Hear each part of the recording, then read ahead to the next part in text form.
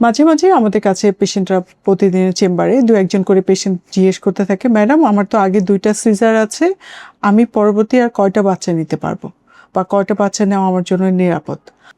আমি ডক্টর তানিয়া আক্তার, সহকারী অধ্যাপক হিসেবে কর্মরত আছি sir Salimullah medical college, Mitford হসপিটালে। আমি নিয়মিত সান্ধ্যকালীন চেম্বার করছি প্রেসক্রিপশন পয়েন্ট বনানীতে। তো সেক্ষেত্রে আমরা বলতে চাই, এরকম কোনো ধরাবাঁধা নিয়ম নাই যে 2টা বা 3টার বেশি সিজার করা যাবে না। তবে একটা জিনিস আমি ক্লিয়ারলি বলতে চাচ্ছি, সাবসিকুয়েন্ট যখন আমরা একের অধিক সিজারিয়ান সেকশন করতে চাই, তখন দেখা যাচ্ছে যে মায়ের এবং বাচ্চার কিছু কমপ্লিকেশন হতে থাকে।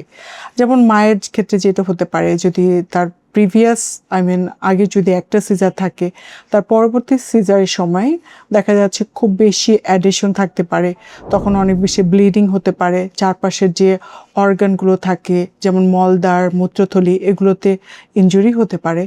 অথবা দেখা যায় যার আগে 2য় অথবা 3য় নাম্বার সিজার হয়েছে, এই ক্ষেত্রে দেখা যায় তার যদি তৃতীয় সিজার করতে যায় বা চতুর্থ সিজার করতে যায়, সেক্ষেত্রে প্রবলেমগুলো আরেকটু জটিল হয়ে আসে। আরেকটু হতে পারে প্লাসেন্টা অ্যাক্রিটা স্পেকট্রাম ডিসঅর্ডার হতে পারে।